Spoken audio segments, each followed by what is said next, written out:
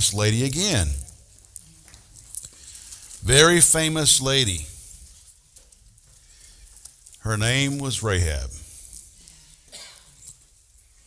And I ask you these crazy questions because I want people's really famous what? Rahab. Who is Rahab?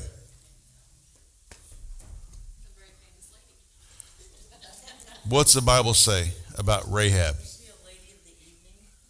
Yeah, she was the lady of the night, all right. What is she known for? Anybody know? She saved. She put down a rope out of a window. Okay. She did. Why did she do that?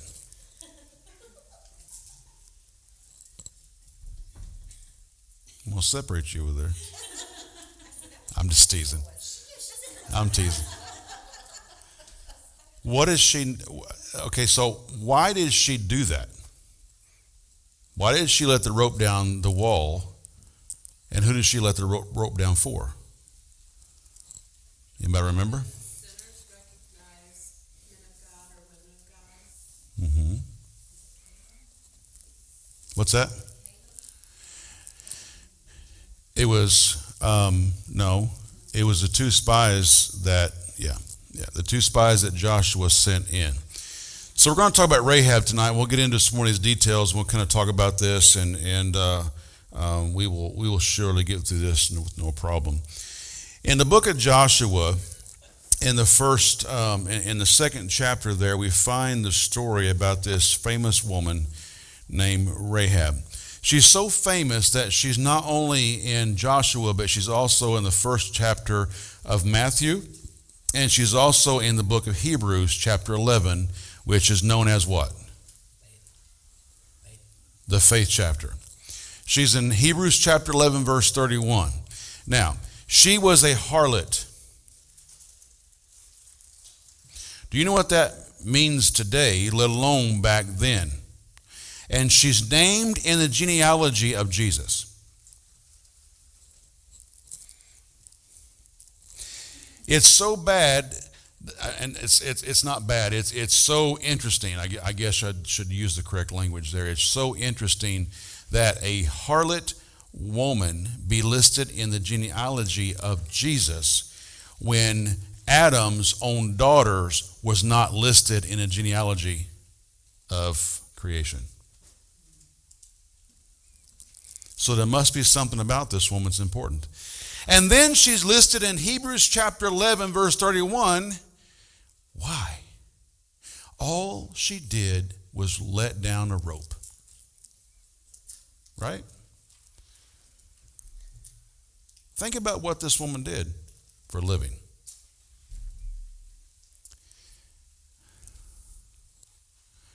But yet she was the one that protected the spies, God's people. She lived in where? I know I'm being inquisitive tonight, but we'll get to it. Where did she live? Where at? Think about the story. She's in Joshua. Where did she live? Jericho. Jericho was the city. It was a ungodly city. It was a culture of ungodliness, and we'll get into it in just a moment.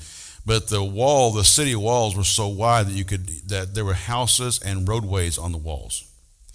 But this is the city that God told them to march around 7 times, and He'd give them the city. Why? Because God had already promised it to the descendants of Abraham.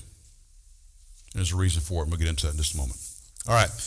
So Joshua 2:1 tells us that she was a harlot. That's where we get the understanding of who this woman was. She was a willing participant of the customs in her civilization. She was not some right-wing, if you will, person in a left-wing society where she was just kind of like off on her own little thing here, but she was serving God. That's not what was going on. She was just as much in the debauchery of the customs that she lived in as anybody else in that society. But we also understand that there was no redeeming qualities in her. She was deep in it. But God uses this harlot to bring about the future of his people. Which always brings us to the point that God will use whomever, whenever, and however he wants to. God has used ungodly kings throughout all history to bring about his will. They didn't serve him, but God used him up until the most recent moment of the president that sits in the White House today. God is involved in that. The people have to vote. There's democracy that takes place, but can I tell you that the only thing that takes place when it comes to leadership is that God said it's okay. People don't want to hear that because they don't want to choose. If it's not your guy or your gal, people don't want to talk about that. But it's the truth. Now, in her background, she lived in Jericho. Joshua 2:15 tells us this, and we'll read some of that in just a moment. She was a successful businesswoman, if you know what I mean. Jericho was known as an Amorite kingdom.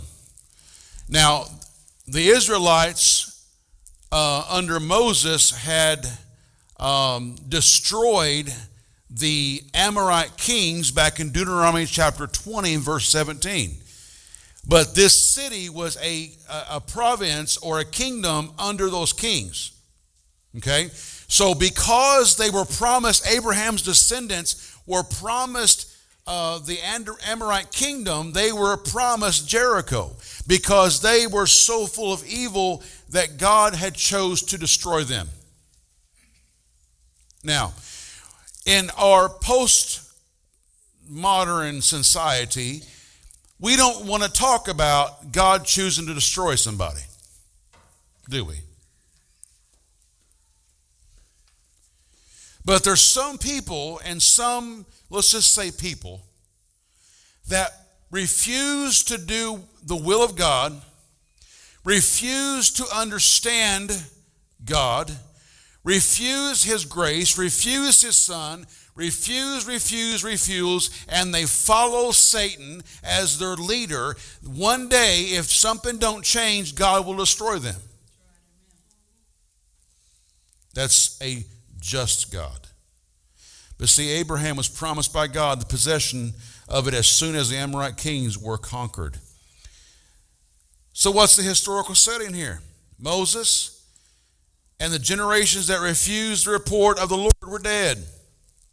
Remember, Moses and the children of Israel, they had to walk around the mountain. Why? Someone tell me why they did that. They walked around the mountain how long?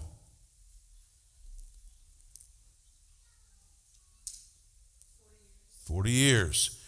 Why?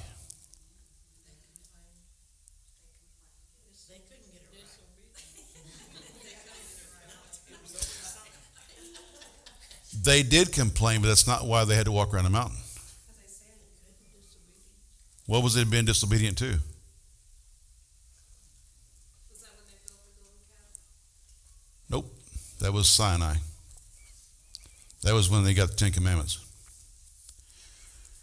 They come down and is worshiping the golden calf. They walked around the mountain because God rejected that generation, because that generation rejected God. They being Moses, sent spies into Canaan. God told Moses, go and possess the land flowing with milk and honey. Go and possess it. He never told them to send spies in to check it out. He said, you go and possess the land which I have given you. And Moses sent spies. What's the spies for? You're doubting God? And God, it's almost as Scripture gives us the understanding that God permitted it. Because sometimes God has grace for things that we are just dumb about. But then, All of those spies come back except for two. And they had a report of, we are but grasshoppers in the sight of those giants in that land. All they could focus on was the bad or the lack or the inability of themselves. God never said, go do it if you can. He said, you possess it. So if God tells us to do something, he's going to give us the ability to do that. Who is the two that come back and had a good report?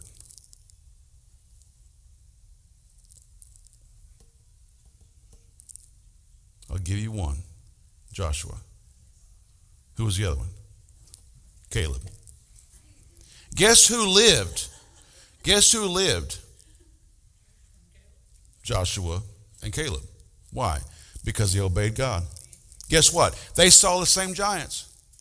They saw the same obstacles. But they come back and said, yep, they're right. That's there. But the difference now, as we jump forward to Joshua's era, because Moses is dead, now Joshua. Joshua chapter 1. Because God don't want us to worship man, he wants us to worship him. So Moses was a great leader, but now Moses is dead, now Joshua. So now we're in the story of Joshua. Joshua sends out the spies. He don't send the spies to Canaan to see if Canaan's where they got to go. He sends spies into Jericho to find out how to destroy them. There's a difference. But now the mistake Moses made was he sent the spies back to report back to the church to bring it to the church and say, listen, folks, there's giants and we are but grasshoppers. And the church pipes up, well, Moses, you brought us out here to kill us. Preacher, you ain't done nothing but brought us into this mess to hurt us. Joshua learned that's a bad idea. So Joshua sends the two spies out and he says, you report back to me. So what happens? We're going to see it. Now, Rahab, believe it or not, was one of the first people to be introduced to the promised land. She's a harlot.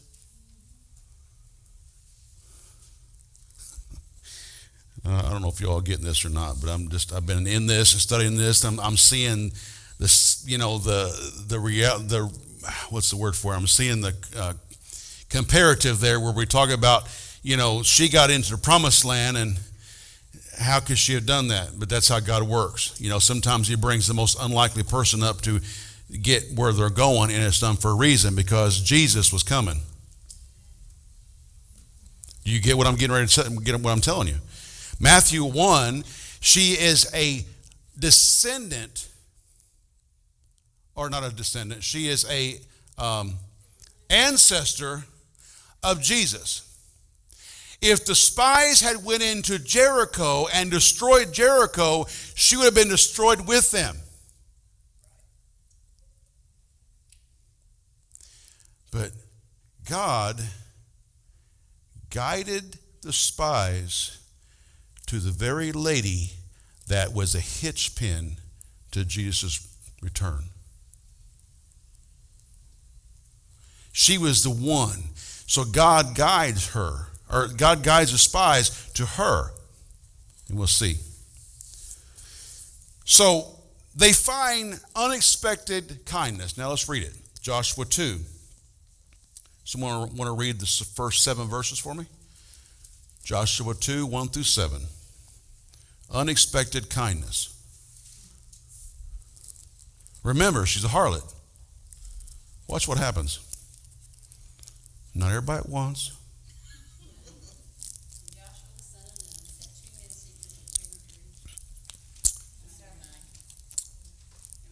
Joshua 2, 1 through 7.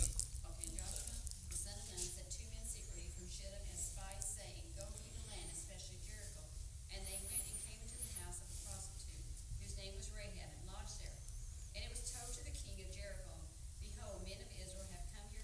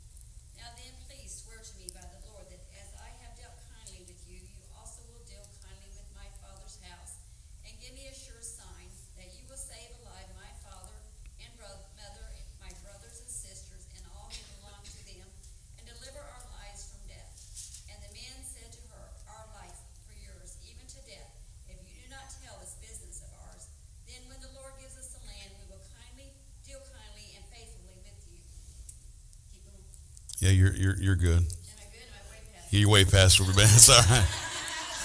We got to read all that anyway, so you get us going. So we're already down to 15, so we're good. All right. So I wasn't going to interrupt you because we had to read anyway. So unexpected kindness. Now, what would possess a woman of the night, if you will, living on the wall, to take in these two men? Okay, we can kind of understand that because it's kind of been her business. Okay, takes in these two men, but when she takes them in, someone along the way has tattletaled. Because the spies got into the Jericho somehow because the walls were so thick, they're not going through them. So they slipped in the gate somehow, and someone saw them and went to the leaders and said, hey, there's two men that don't belong here, and they went to Rahab's house. So they knew exactly where they was at. There was no guessing game, looking at high and low search, get the investigators out. We got to find it. No, they knew exactly where they were. What would have possessed a woman of the night, a mistress of the evening, of the customs of that time, ungodly as she was, to tell the officials, her people, those that lived like her? Perhaps those officials had visited her a few times.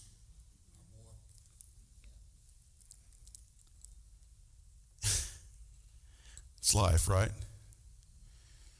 And she says, no, I didn't know where they were from. Go and pursue them. You'll surely overtake them. Now,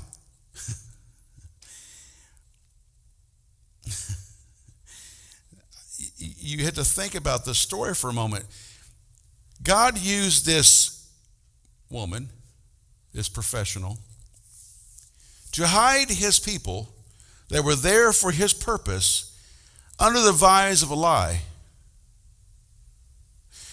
Remember the three Hebrew children when they were confronted. They did not lie. They said, God is our one true God, and, well, you're going to burn for it. Well, God showed up and saved them, and we know the story, right? But this was not her. She was not a godly person. I'm getting a little ahead of myself because I'm excited about it, but that's all right. I'm going to skip my notes because I'm talking about it before I even get to it. But somehow they get in the house and they earn the respect of Rahab somehow. Somehow they have influenced her. Does anybody know what could have been the reality of what caused that? Now, don't give me this vague answer, well, God. Sure, it was God. It's always God. God's in everything. God's everywhere at all times.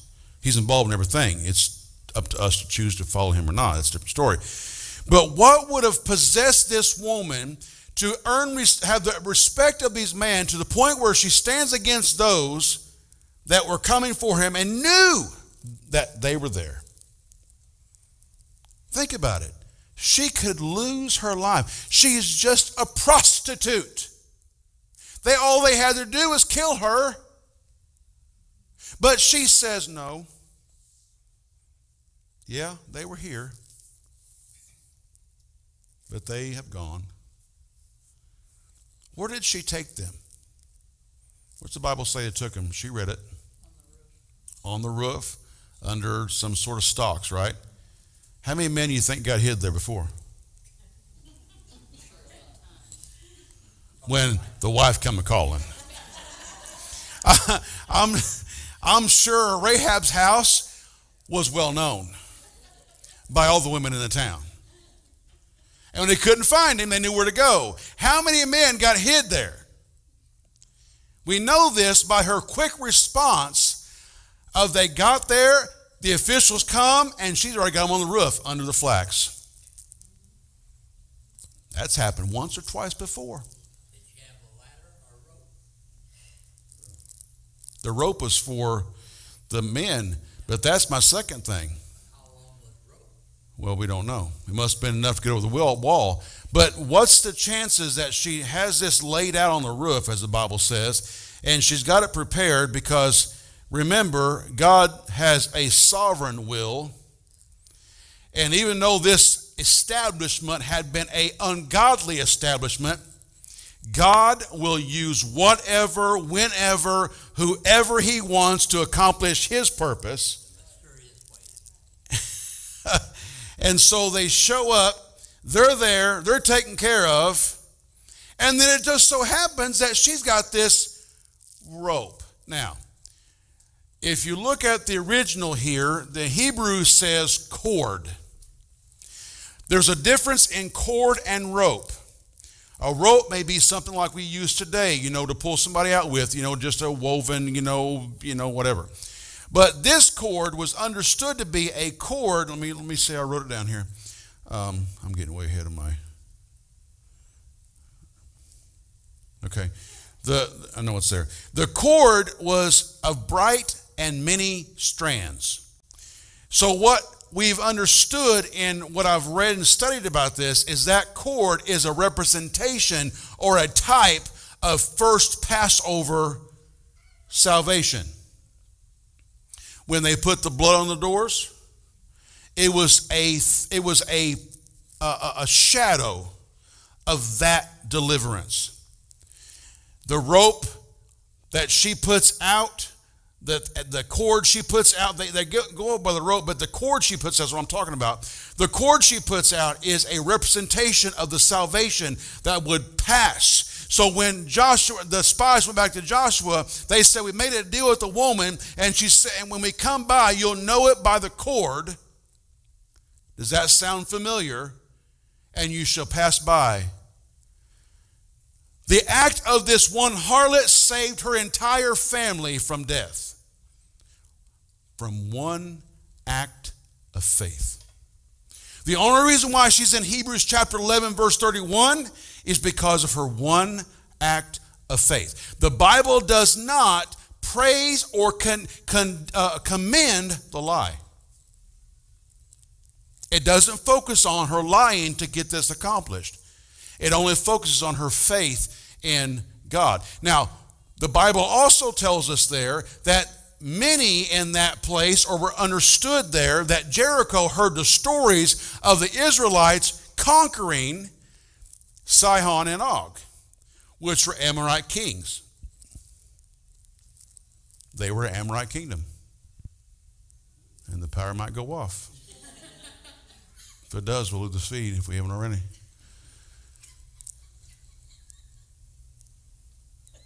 So now her faith is new. Sorry, if it goes off, it goes off. Her faith has new. Well, if it's not on back there, it's still on back there, but that's all right. So here's where we're at, okay? Travel with me. She has accepted the godly spies, the God sent, okay? The God sent.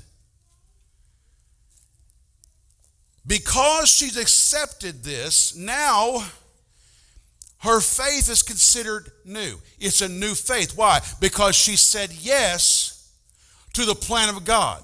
When we become saved and born again, all we are literally doing is saying yes to the plan of God. No longer what I want to do, but what He wants me to do.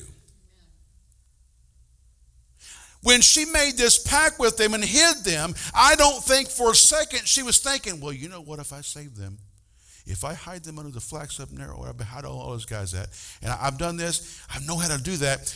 If I do that, I might live through this. No. She thought surely that she would probably die as a result of it. But when they did this, what happens when we begin to follow the Lord as our Savior? He comes on the scene, destroys evil, and guess what happens? These walls that had roads on them, the Bible tells us they fell straight down. after they walked 7 times, so it wasn't an earthquake that just so happened to happen. They walked 7 times. On the 7th time they come back, they give a shout, the walls come tumbling down. Guess whose wall that did not come tumbling down? Guess what wall still stood? The foundation under the harlot. Why? Because she had faith in these spies that the Yahweh that she heard about from the stories of the Israelites must have been true, because she had the fear of God and didn't even know it.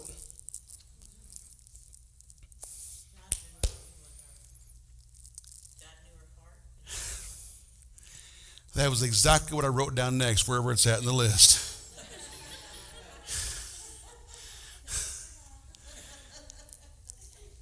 God had already been working on her, which tells us, and we understand, that when God is up to something in people's lives, he will already be working on their heart beforehand. He'll already be doing it for them. Now, again, like I've told you, the lie wasn't praised. And the fact that she turned down a reward. Her job was what it was. That's how she made a living. And there was a reward out for these 2 spies that come in, and they was looking, and all she had to do is say, yeah, they're upstairs. Don't just.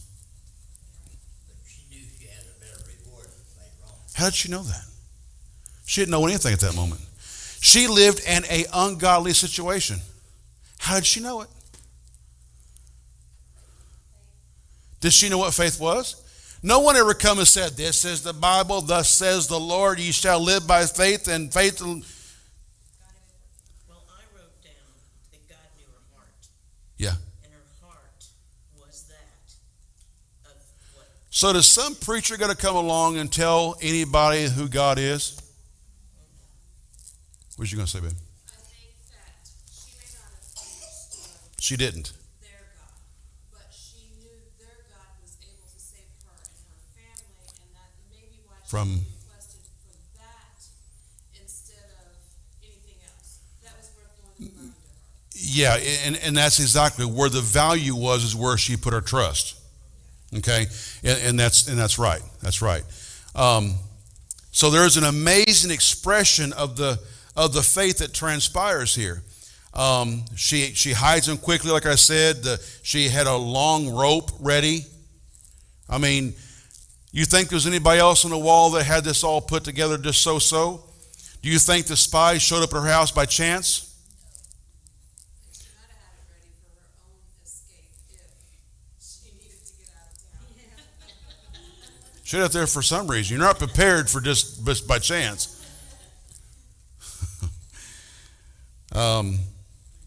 But notice her faith. Her faith here is accompanied a little with fear.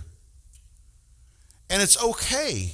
As long as we don't let fear have more control than faith, it's okay for God gave us a emotion called fear for a reason. When the bear's running at you, you better be fearful or you're going to die. God gave it for a reason. But faith come first. She had faith expressed, and then the fear set in. Oh. She also worried about her entire family.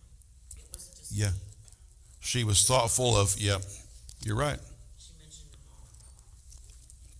You're right.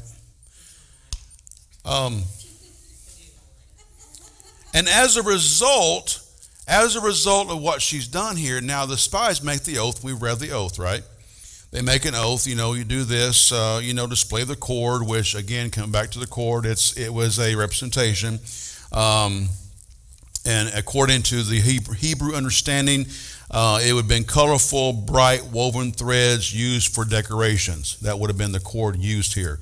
I kind of think about, like in my grandma's house, I can think back, the curtains had the tie backs. Remember the tie backs? And on the tie backs had little tassel things, like a little decorative rope, cord. You wouldn't have hooked that around the truck to pull it out of the ditch, but it was pretty.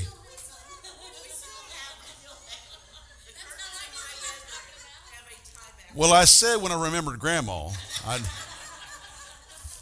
I mean, I don't know how you take that, but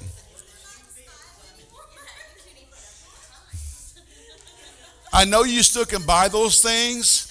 I don't have them. But I remember those, they're look, shiny little, they be like shiny colored decorative stuff. That's then, if you need to know what it is, go to Donna's house. And Dawn, apparently. Yeah, it was a decorative thing, so this is what she hung outside their door to.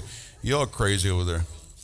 I'm still going to separate them, I'm afraid. To get, spread them out. No, I'm just kidding. So a similar sign used for the first Passovers, the blood was put on the door and that, they passed over. It's kind of the symbolism of the same thing, which is interesting. Now, there was an enduring legacy given here, wasn't there? Anytime we stand and take a stand for what God and the right want, you are leaving a legacy. Just like last Wednesday night, and I kind of got on to Marie over there and her I don't matter spill. I'm like, yes, you do. Stop that. Because your life is a legacy of living for God. You may have negative traits and positive traits, and guess what? I've got them all. But every one of us that live for God are leaving a legacy for someone. And we choose that legacy when we serve Him that way. Now, so the story is an illustration of how spiritual triumph is obtained. Few battles are won by simple miracles by God. We always are praying that God send the miracle, God send the miracle, God send the miracle. And it's almost as if God's saying, yeah, I sent you. We're always wanting supernatural things to take place. And God says, I already give it to you. I've gifted you to be able to do that. I've already given it to you. It's like I remember the commercial of a little movie or something. This little boy is, or maybe it was a movie you watched recently. A little boy asked his dad something about, this guy in the water, and he said the boat come by, and said, you need help, and the guy said, no, I'm trusting God to save me. And the second boat comes by, and he said, no, I'm trusting God to save. And the third one, and he dies and goes to heaven. And God, why didn't you save me? Well, I sent 3 boats. But if we ain't careful, we get so religious that we think God only works in miracles. And the miracle is us. Could God have sent an angel to protect those spies? Do you understand? Those spies could have been standing out in the open of everything. And God could have hid them. Because when God decides to do something, ain't nobody stopping it. But God decides to use a harlot. Does anybody find that interesting but me? Some unlikely. Look how Jesus was born. So. But somewhere along the line, the religious Pharisees saw Jesus coming on the scene with these beautiful raiment clothes, and he's stepping out and he's taking kingdom up, and he's got this persona of being something special. But it almost seems like he done what he could to come through the lowliest way as possible to show that you don't have to be anything to get him. And he uses the most unlikely. Even to the point Jesus calls the disciples. We've been talking about them on Wednesday nights. He calls fishermen. He didn't call a Pharisee that knew the law. He called the most unlikely. He calls a man called Paul that used to be called Saul, and God changed his name.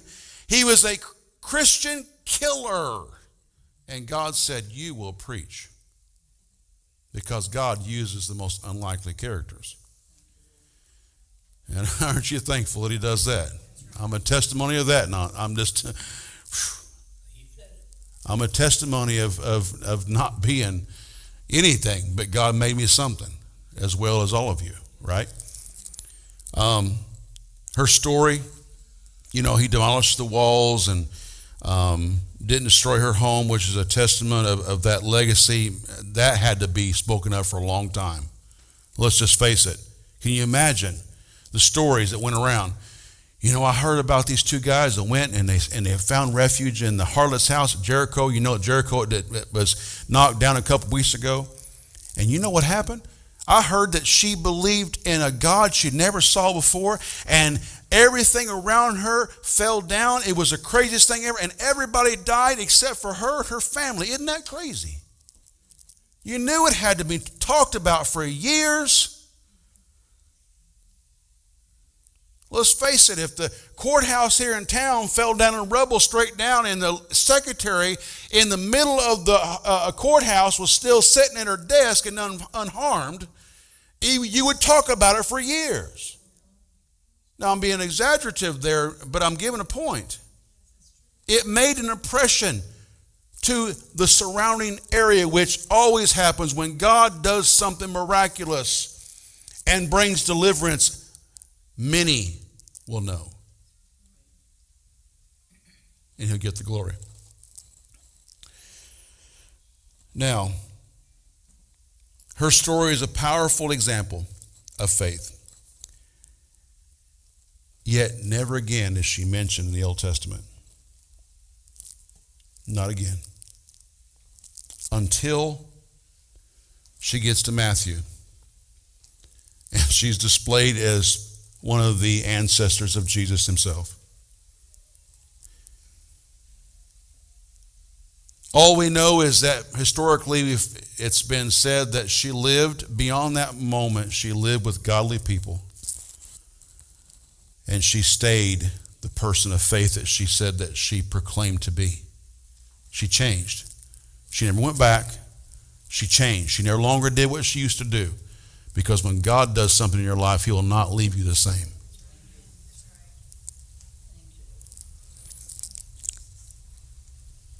Her faith was seen in the fruit of her works.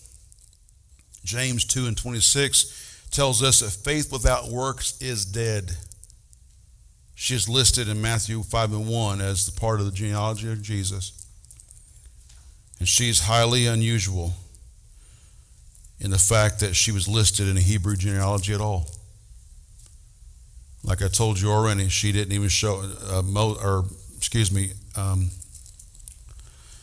Adam's daughters didn't even show up in the creation of the world after, but the sons did, and they weren't important enough. But Rahab the harlot was. Now, religious leaders of different times in history have done the very best they could to deny that she was a true harlot. Some have said that, well, that just literally means that she was like a provider. She's a provider, all right. She supplied food. Yeah, well, I mean, we laugh about it now, but why is it in our DNA to try to hide sin? Why is it that when we get saved, we try to hide it like we never was the person we was before we knew Jesus? God would never want us to deny who we used to be, because he wants us to use it as an example, a story of his redeeming work. When you meet somebody that used to be like you, or is like you rather, you need to be able to say, you know what, I used to live like you, but there's this man called Jesus, and he made me who I am today, and I no longer live like you. That's called living your testimony. So religious leaders, based on what I've read, have tried to change that, to remove. They want to remove the stigma of sin. Churches and mainstream media don't want to preach sin no more because they don't want to make people mad. But they try to remove the stigma of sin. But if you remove the stigma of sin, you will have no need of grace. Rahab was an important piece of the puzzle of history. And right on time, she was ready. And guess what? She was found being exactly who she was. And can I tell you tonight, and I've told you this before, and I'm going to be done. I'm going to let you give it a chance to talk or whatever for a couple of moments. We need to understand that we cannot expect unsaved people to live saved. The spies were not shunning her because she was in a brothel setting. Not literally, but you know what I'm talking about. But they went because it's where God wanted them to go. They didn't go there for the evil that was once done there, but they went there to change somebody. Our job, church, is to go and change people. Because when we are an example of who Jesus is, we don't know based on Scripture, but the example these two men brought to her, it would have likely been the first worshipers of Yahweh that she'd ever met. And the impression they left on her changed her life. What did they say to her? Did they come in jumping and praising? And did they come in and say, Yahweh will protect? I mean, I don't know. All we know is that they were received by her. And because of that one act of faith, she is listed in a chapter that Abraham has put in. Do you understand the level of honor? You know how many people in Scripture have done great, mighty things over and over and over again, and yet not in Hebrews chapter 11? But this one act of faith got her a ticket in the New Testament. You know, too, they treated her different than other men had treated her. They weren't there for what other men used to be coming there for. She saw them as someone different. And she saw a positive side of a man. And they knew that they were children of Israel. Yeah, they were different. They were different. They stood out. There's lots of things that happens between the lines in the story. And we read the majority of it, so we're not going to read the rest of it tonight, but read the rest of it when you get home, if you will. But this is an amazing story of an amazing woman that was being herself, being who she was taught to be based on her culture. And somehow she received God by two men that she hid. Church, God doesn't need anybody to reach anybody. He can talk to somebody halfway across the world that's never seen the Bible or heard a preacher. I've heard stories of people that met God and didn't know who he even was. But had a dream one day of this God, and he spoke to them in a dream, and they changed their life, and he did it. No one else did it. There's lots of things about God we don't understand. Why he does for some and not the others, we get that. Why things happen to good people and good things happen to bad people, I don't understand it either. But we live in a fallen world, and our job is to trust and faith to know that we are where we're supposed to be, doing what we're supposed to be doing. Anybody got anything you want to add to that? I finished on time. I think the spies may have been men of great faith, but not very good spies. Probably not. Since they were spotted. They were not.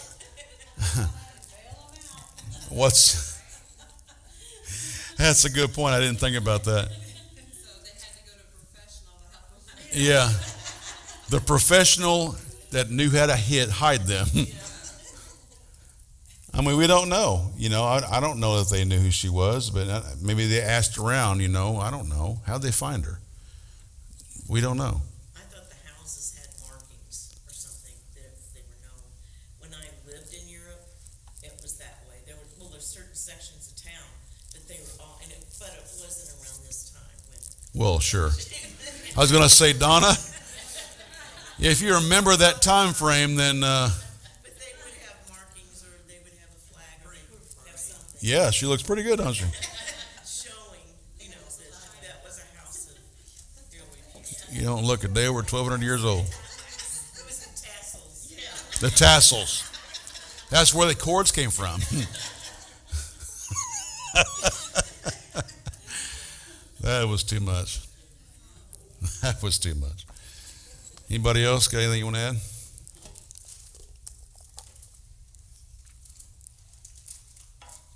Nobody?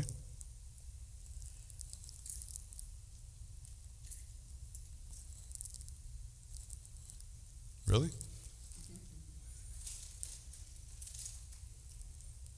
Okay. Let's all stand. Let's go to the Lord in prayer and we'll be dismissed.